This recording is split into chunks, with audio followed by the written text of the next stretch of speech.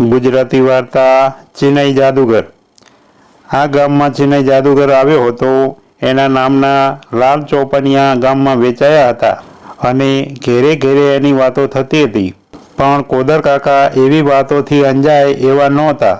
એમણે ચોખ્ખું કહ્યું કે એની પાસે લાલ ચોપડી છે તો મારી પાસે લાલ પાઘડી છે। આ રહી મારા માથા પર, હું એના જાદુનો ભેદ ખોલી નાખીશ। આથી લોકોનો ઉત્સાહ ઓર વધી ગયો ને જાદુગરની ગરાકી વધી ગઈ। એણે ધારેલું એના કરતાં બમણી 4 ગણી ટિકિટો વેચાઈ અને સભાગૃહમાં એક તસુ જગા ખાલી રહી નહીં। કોદર કાકા મોખરે આગલી હરોળમાં જ બેઠા, માથા પર લાલ ચટક પાઘડી, નાક પર સોનેરી ફ્રેમવાળા ચશ્મા, 52 ઇંચના લાંબા કોટના ખીચામાં એમના દીકરાએ અમેરિકાથી મોકલેલું મહાકિંમતી સોનાનું ઘડિયાળ અને એવી જ હિન્દી પેન। જાદુગરે ખેલની શરૂઆતમાં પ્રેક્ષકો ઉપર નજર નાખી, ત્યાં એની આંખો કોદર કાકા ઉપર ઠરી ગઈ। એને ખાતરી થઈ ગઈ કે માણસ કદરદાન છે। એણે પ્રેક્ષકોને નમસ્કાર કર્યા અને કાકાને ખાસ ચાહીને નમસ્કાર કર્યા। કાકાએ ગર્વથી પોતાના અનુચરોની સામે જોયું, પછી ખેલ શરૂ થયો। શરૂઆતમાં કેટલાક લખોટીઓના ખેલ થયા, બાજીના પત્તાના ખેલ થયા। એનું રહસ્ય સૌને તરત સમજાય એવું હતું, એટલે કાકા માત્ર માથું હલાવતા રહ્યા।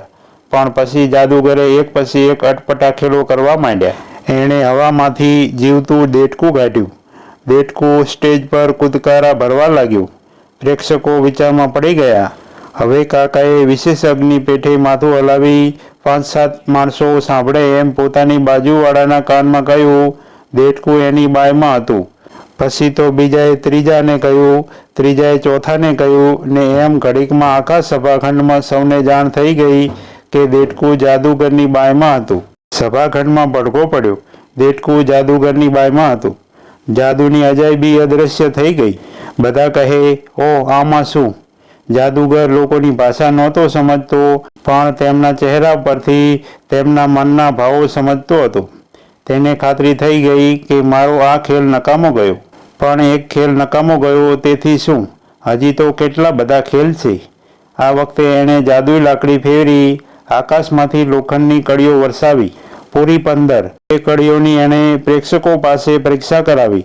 સૌએ કહ્યું કે કડીઓ અખંડ છે, તોડી તૂટતી નથી।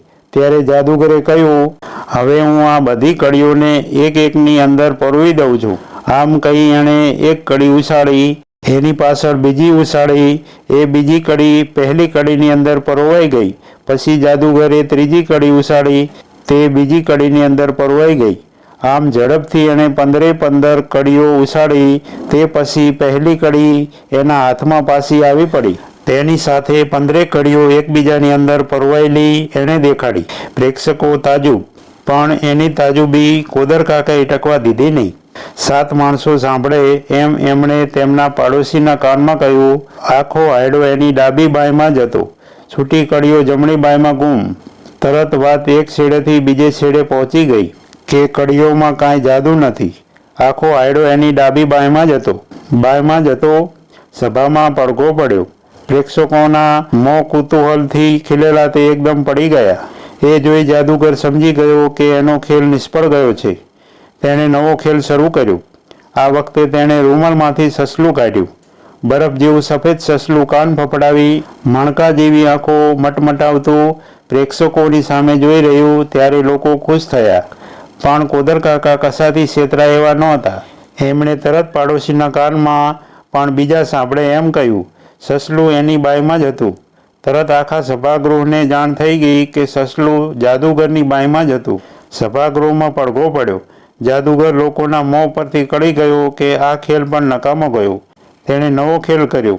આ વખતે તેણે એક છોકરાના હાથમાં કાગળનો ટુકડો આપી કહ્યું, એ સાકર છે, ખાઈ જા। છોકરો સાકરની પેઠે કાગળનો ટુકડો ચાવી ગયો। પછી જાદુગરે કહ્યું, ચાલ મારો કાગળ મને પાછો આપ, નહીં તો તારા ખિસ્સામાંથી પૈસા આપ। છોકરાએ કહ્યું, મારા ખિસ્સામાં તો કાવડિયું નથી, જો। આમ કહી તેણે ખિસ્સા ખાલી કરી દેખાડ્યા। ખોટી વાત, ખિસ્સામાં રૂપિયો છે, નહીં 7 રૂપિયા છે, ઇશારાથી જાદુગરે કહ્યું। છોકરાએ ફરી કહ્યું, કશું નથી। જાદુગરે કહ્યું, ઠીક, તો ખિસ્સામાં જે હોય તે કાઢીને તું નીચે નાખ। છોકરાએ તેમ કર્યું તો ખસીંગ ખસ્ટિંગ કરતા એના હાથમાંથી રૂપિયા પડવા માંડ્યા. જાદુગરે છોકરાની પાસે એ ગણાવ્યા તો 7 રૂપિયા થયા. જાદુગરે કહ્યું ફરી ગણ. છોકરાએ ફરી રૂપિયા ગણ્યા તો 10 થયા. જાદુગરે કહ્યું હજી ફરી ગણ. છોકરાએ ફરી ગણ્યા તો 14 રૂપિયા થયા. પ્રેક્ષકો દંગ થઈ ગયા. પણ વિશેષક કોદર કાકાએ 5-7 માણસો સાંભળે તેમ પડોશીના કાનમાં કહ્યું રૂપિયા એની ડાબી બાયમાં હતા. ફળફળ કરતી વાત બધે પસરી ગઈ ને સભાગૃહમાં એનો પડઘો પડ્યો. રૂપિયા એની ડાબી બાયમાં હતા. જાદુગરના હાથ હેઠા પડ્યા. પછી એણે હવામાંથી ક્રિકેટનો દડો કાઢ્યો. છોકરીના માથાના વાળમાંથી ફક્કડ મૈસૂરી ઢીંગલી કાઢી. પોતાના માથાના ટોપામાંથી 3 સફેદ કબૂતર કાઢ્યા અને ઉડાડ્યા. કૂતરાના કાનમાંથી મરઘીના ઈંડા કાઢ્યા. ખાલી પવાલામાંથી બતક કાઢ્યું ને એવા કંઈ ખેલ કરી બતાવ્યા. પણ એ દરેક ખેલને અંતે વિશેષક કોદર કાકાએ પાડોશીના કાનમાં કહ્યું એની બાયમાંથી કાઢે છે. કોઈ વાર જમણી બાઈ કહી તો કોઈ વાર ડાબી બાઈ કહી અને આખું સભાગૃહ જાણી ગયું કે એની બાયમાંથી બધું કાઢે છે. કબૂતર, ઢીંગલી, દડો, બતક ને ઈંડા બધું એ બાયમાં સંતાડીને લઈ આવ્યો હતો. કોદર કાકાએ એની ચાલાકી પકડી પાડી. લોકો હતાશ થઈ ગયા. તેઓ જાદુ જોવા આવ્યા હતા ને અહીં જાદુ જેવું તો કંઈ દેખાતું જ નહોતું. જાદુગરને બીક લાગી કે હમણાં કદાચ મારું હાર્ટ ફેલ થઈ જશે. એટલે હાર્ટને અખંડ રાખવા એણે એકદમ ઉત્સાહમાં આવી લોકોને કહ્યું અત્યાર સુધીમાં તમે જે ખેલ જોયા તે બધા સામાન્ય ખેલ હતા. અમેરિકાનો ઊંડીની, કલકત્તાનો સરકાર અને ગુજરાતનો કેલાલ પણ એ કરી શકે છે. પણ હવે હું તમને અમારો અસલ ચિનાઈ ખેલ બતાવું છું. અમેરિકાના પ્રમુખ નિક્સન અમારા માઓ દેવને મળવા ચીન પધાર્યા ત્યારે તેમને બતાવવા માટે આ ખેલોની પસંદગી થઈ હતી. જાદુગરે લોકોને આ કહ્યું ત્યારે આખા સભાગૃહમાં તાળીઓનો ગડગડાટ થઈ રહ્યો. સૌને થયું કે હવે ખરેખરો જાદુ જોવા મળશે. એનો યશ બધાએ કોદર કાકાને આપ્યો કારણ કે તેમણે જ જાદુગરનું પોપાળું બહાર પાડી દઈ એને આ અદ્ભુત ખેલો કરવા મજબૂર કર્યો હતો. કોદર કાકા પણ ટટાર થઈને બેઠા. જાદુગરે જરી આગળ આવી કોદર કાકાને સંબોધીને કહ્યું કાકા જરી તમારું ઘડિયાળ આપશો. કાકાએ ખુશ થઈને એમનું મહામૂલું ઘડિયાળ કાઢીને જાદુગરના હાથમાં મૂક્યું. જાદુગરે ઘડિયાળ લઈને કાકાને પૂછ્યું બોલો ભાગી કાઢું આ ઘડિયાળ, આપની રજા છે? કાકાએ ઉમંગમાં આવી કહ્યું રજા છે. ત્યારે જાદુગરે પ્રેક્ષકોને સંબોધીને કહ્યું બધા ધ્યાનથી જોજો, કાકાનું મહાકિંમતી ઘડિયાળ છે. કાકાની રજાથી હવે હું એને ભાગી કાઢું છું. પછી એણે હથોડી કાઢી. એક માણસને સ્ટેજ પર બોલાવીને તેણે કહ્યું હથોડી સાચી છે કે ખોટી એ જોઈ લે. પેલાએ તપાસીને કહ્યું હથોડી સાચી છે.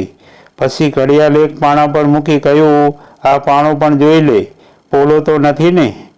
પછી તેણે કોદર કાકાને કહ્યું કાકા તમે જ જોઈ લો. કાકાએ પોતે ઉઠીને પથરાની અને હથોડીની પરીક્ષા કરી લીધી.